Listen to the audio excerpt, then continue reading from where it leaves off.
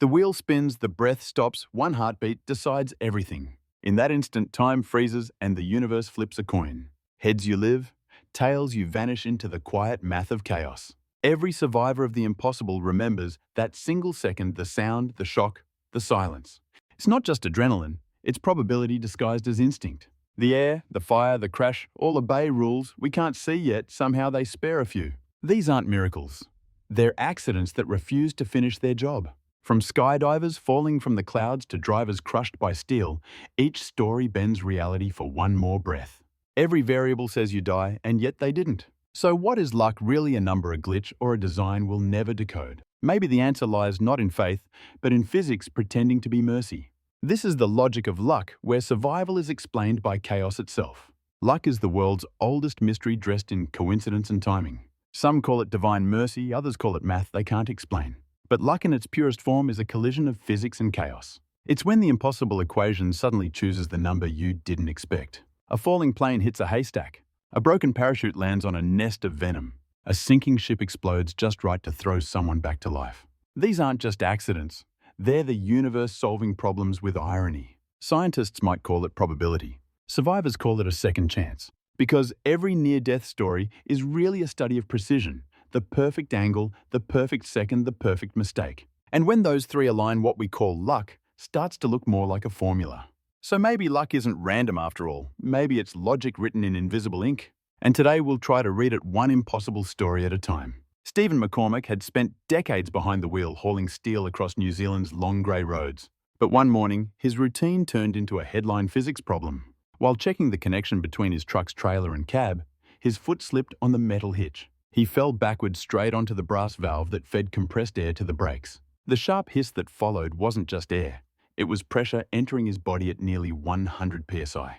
Within seconds, Stephen felt himself expanding, skin stretching, eyes swelling, chest rising like a balloon. His co-workers froze, watching him double in size as if life itself was inflating him to bursting point. They shut off the air supply, laid him down, and called for help that wouldn't arrive for an hour. Doctors later said the air had peeled apart his tissues, separating fat from muscle, filling every cavity. Even the space behind his eyes was full of trapped air, pushing them forward like glass marbles. They inserted tubes into his ribs to help him breathe, and the rest had to escape the natural way. For 3 long days, Stephen deflated not through machines, but through fart size and small mercies. Any deeper puncture, they said, and the air would have torn a vessel, ending him instantly. Instead, physics let him live proof that sometimes pressure isn't destruction, it's restraint. Joan Murray had jumped from the sky dozens of times before an expert skydiver who trusted gravity like an old friend. But on her 36th jump, gravity betrayed her. As she fell at 120 miles per hour, she pulled her main parachute and felt nothing but wind. The lines tangled, the fabric refused to open, and the earth began to rise faster than she could think. She reached for her reserve chute, a moment of relief until it twisted into a knot above her head. The world spun into blur, sky ground sky again, and then the sound of air stopped. She hit the ground at nearly 80 miles per hour, bones shattering like glass. Then silence until the ground beneath her started to move. She had landed on a mound of fire ants, hundreds of them pouring over her broken body. Their stings were agony, but inside her veins something miraculous began. The venom solenopsin shocked her nervous system and kept her heart beating long enough for rescue. 2 weeks later, Joan woke from a coma alive, reconstructed and permanently marked by chance. Doctors called it luck, but biologists called it chemistry. Either way, her survival proved that sometimes even pain is purpose. Margaret and her new husband Herbert boarded the RMS Lusitania to celebrate a beginning. They expected a calm Atlantic, not a war's shadow. Dinner was routine, the kind that makes memories feel safe. Then a thunderclap of metal tore the ocean open. A German torpedo struck, and the ship shuddered like a living thing in pain. Panic spread faster than steam. Herbert guided Margaret to a lifeboat, his voice steady against the noise. She stepped in with 3 women and a baby. Above them, the towering smokestacks loomed like falling trees. Fear, not logic, told her to climb back to the deck. The Lusitania listed hard decks tilting into the cold. People became silhouettes against the grey sea. As the hull plunged, a whirlpool formed, dark, spinning, hungry. Margaret and 2 men were pulled toward a smokestack intake. Down she went into iron lungs that weren't breathing. The sea roared like a furnace. Then from deep within, an explosion bucked the ship's dying body. The blast threw Margaret back upward through foam and smoke. She broke the surface to a world of oars and shouting. A nearby lifeboat pulled her aboard, stunned but alive. Across the water, she saw Herbert in another boat.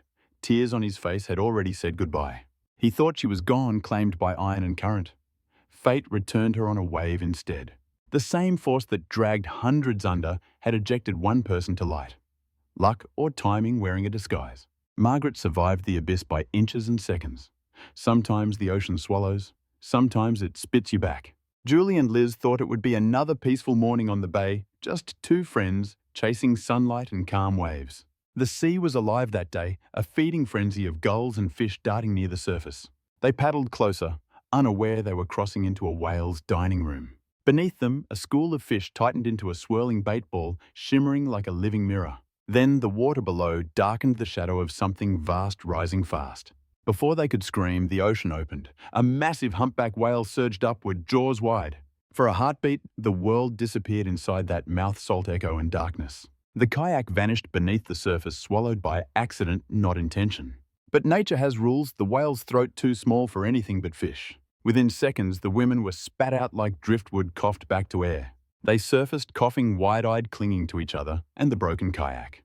The whale's tail sank beneath the waves again, unaware it had nearly rewritten two lives. On shore, tourists shouted in disbelief, a miracle no script could write. For Julie and Liz, survival wasn't a choice. It was mercy disguised as biology.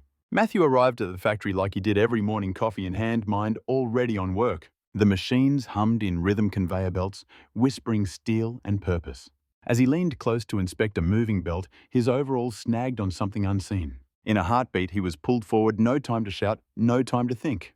The belt dragged him into a narrow opening 5 inches wide, built for parts, not people. Bones cracked, metal screamed, and the world folded into noise and pain. When the belt spit him out on the other side, he was somehow conscious, breathing through agony. His screams echoed through the factory, calling co-workers from every corner.